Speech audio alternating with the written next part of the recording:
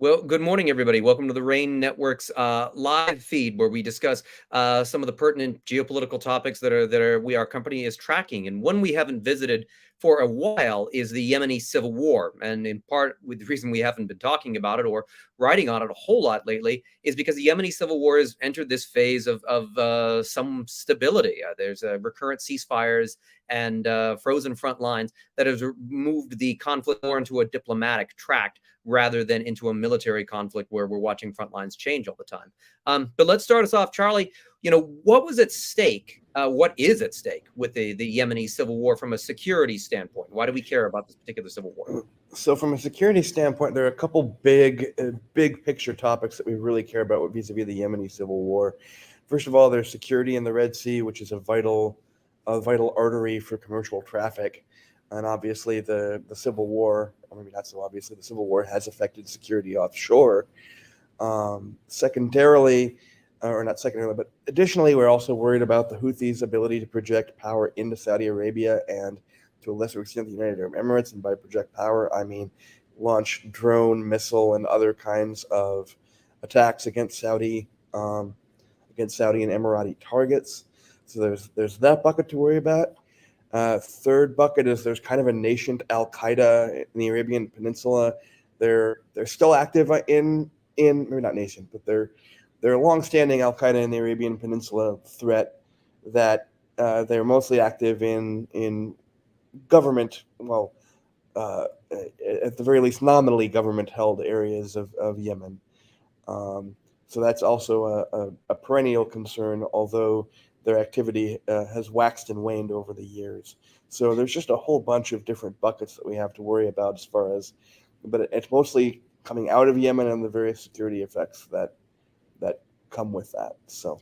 Right, and the Yemeni civil war is often seen as a Saudi-Iranian proxy war, which isn't exactly true, but it's nevertheless seen through that prism. And what we've had recently is Saudi Arabia and Iran having a rapprochement this spring, which has improved diplomatic relations between them and increased the prospects that at least the main sponsors of the civil war, the Saudis are backing the internationally recognized government, the Iranians continue to back the Houthi movement. If they're getting along better, it does increase the prospect of ceasefires lasting a bit longer. And actually, we do have a KFQ, a key forecast question, where we track the Yemeni civil war from scenario to scenario, and we continue to have the baseline of unstable ceasefires, but they continue to be pushed forward on a broad level, even if there's localized violations. And what you talked about with these security threats to the Gulf Arab states, that was really one of the big drivers of both the intervention into Yemen back in 2015 by the Saudis and the Emiratis. It was also a big driver of international concern about the Yemeni civil war itself. We have to keep in mind that particular part of the world, Southwest Arabia and Northeast Africa, there are multiple civil wars throughout those areas, and the international community tends to ignore them as much as they can, unless civil wars start to spill outside of their borders. So Somalia's civil war really stays within its borders now. It used to be the piracy issue a few years ago. That attracted international attention. Now that piracy is under control, Somalia doesn't get that same level of attention. And Ethiopia, too, also just recently wound down a civil war between itself, the central government, and Tigray factions in the north. And again, because that didn't spill over, it didn't result in international attention to the scale of what we've seen with Yemen. Now, Charlie, thinking about it from the U.S. perspective, what have been the American interests in Yemen? What are they going forward? So the key American interests in Yemen are there's the counterterrorism interests, the anti-AQAP operations that the U.S. has occasionally done, and then the other U.S. interest or other big one is preventing attacks into Saudi or by Houthi rebels into Saudi Arabia or otherwise, ensuring that those attacks don't occur. And over the last year on that front, or last 2 years actually, on that front, we've seen a precipitous drop in Houthi attacks and threats against Saudi Arabia. So what we've essentially seen along with these recurrent ceasefires is for want of a better term, a relocalization of the conflict. The conflict is becoming less of an externality and more about the facts on the ground in Yemen than it was previously. That's also reflected partially by the Saudi-Iran rapprochement. It's winding down to that degree. Now, there are some things that could, if Saudi-Iranian relations take a turn for the worst again, that could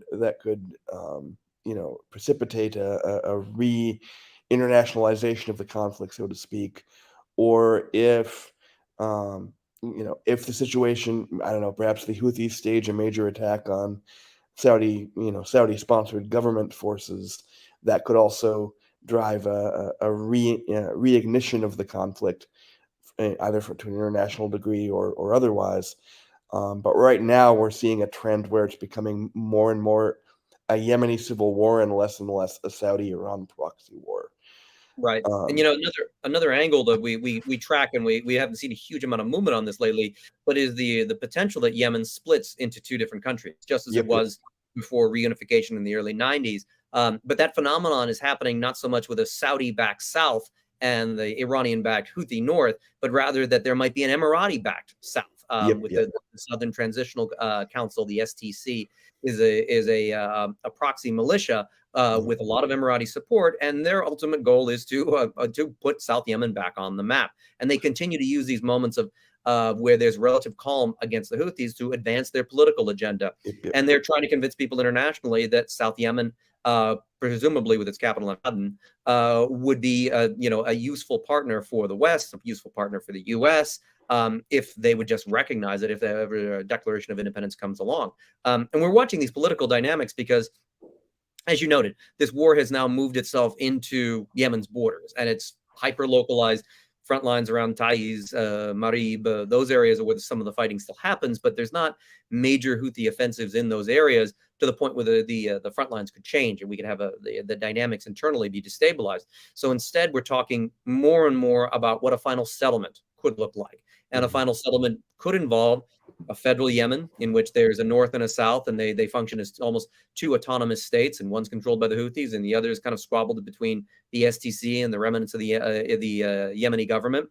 There's also the potential of a formal split between the two, and then there's still kind of distantly reunification, in which there's some kind of power sharing agreement between the Houthis and the internationally recognized government and the STC and all the other various factions that could result in actually such an unstable state that we could really see a reignition of the civil war if that's the attempted solution. But it's a conflict where there are so many drivers to division, and yet the international community is quite committed to trying to keep Yemen's borders intact.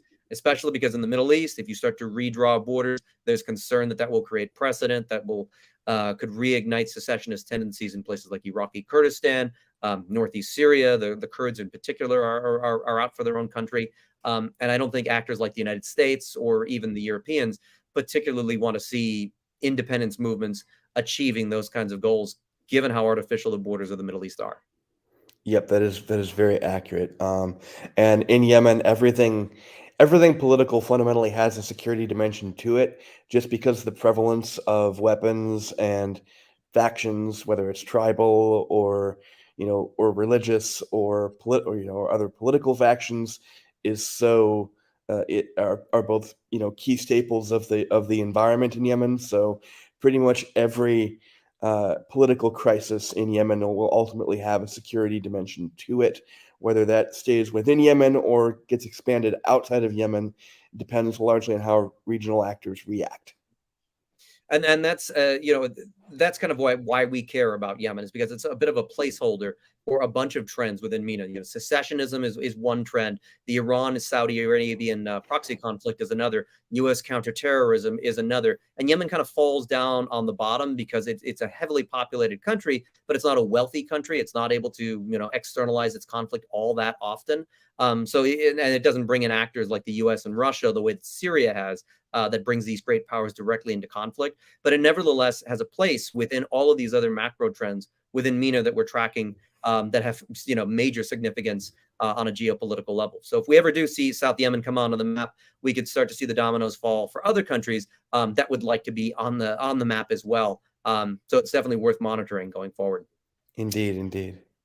I'm not sure if we have any comments or questions from anybody in the audience today. We'll give you a few seconds here if you want to type something out. Otherwise, hope to see everybody next week. And if you want to check out our reports on Yemen, our key forecast question on the final scenarios for how the civil war may go, please check out www.ranenetwork.com and subscribe.